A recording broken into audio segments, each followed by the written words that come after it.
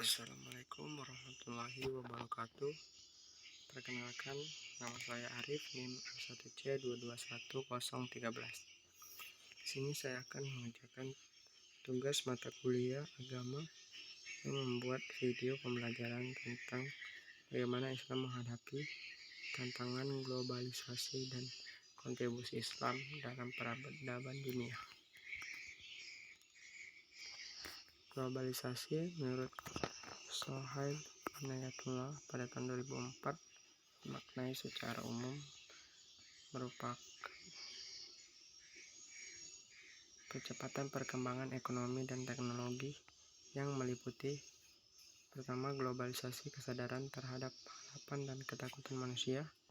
Dua, globalisasi respon terhadap dominasi dan kekuasaan pasar. Tiga, globalisasi kekuasaan. 4, globalisasi dalam dimensi ruang dan waktu. Prasetyo pada tahun 2000 menyimpulkan bahwa modernitas, suatu sikap atau sikap mental yang bersifat universal dalam kehidupan bangsa, merupakan suatu pandangan dasar yang mendukung rasio dan langkah-langkah untuk menuju hidup yang lebih maju dan meningkatkan kualitas hidup. Juga suatu pendekatan mental strategis dalam usaha untuk hidup lebih baik, atau arah kesatuan pemikiran yang memberikan alternatif pada ilmu pengetahuan dan ekonomi politik.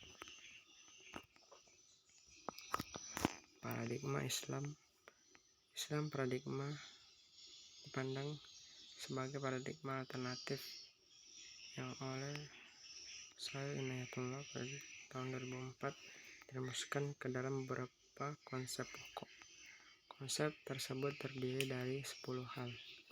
4 hal berkedudukan sendiri dan 3 hal merupakan konsep yang berpasangan. 4 konsep yang berdiri sendiri adalah: pertama, tauhid; kedua, khalifah; 3, ibadah; dan 4 merupakan ilmu pengetahuan. Sedangkan 3 konsep yang berpasangan adalah: 1, halal dan haram; 2, adil dan zulm atau kejaman; dan 3, istislah atau kepentingan publik; dan dia akan barang sisa. Kehadiran Islam sebagai paradigma alternatif yang membawa visi dari umat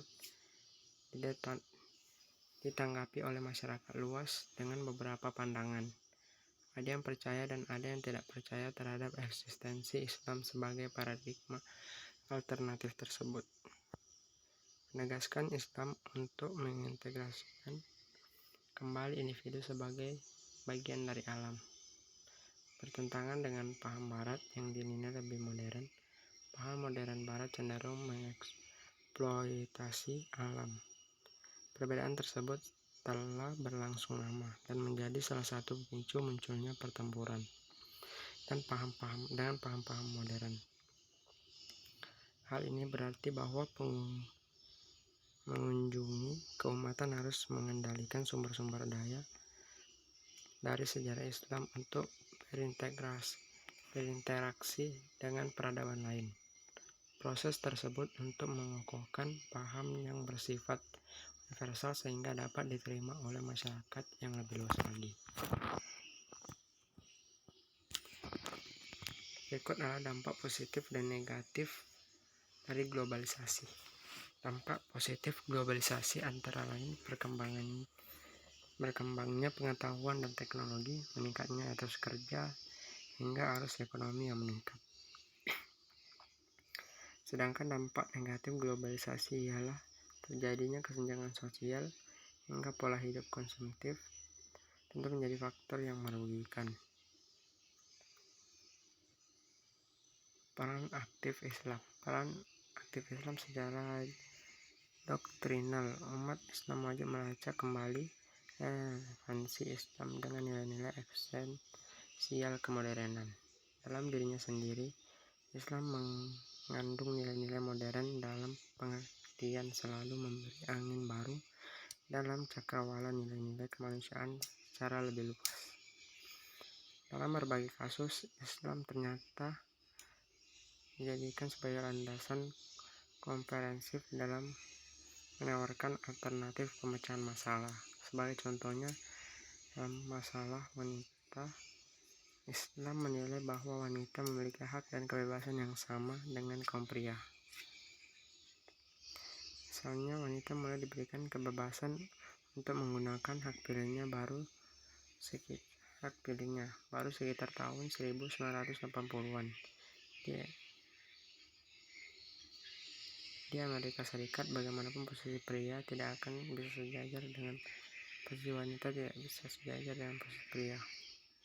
Meskipun sama-sama satu profesi dan memiliki jenjang pendidikan yang sama, ketika bekerja gaji wanita tetap tidak dinilai sama dengan pria.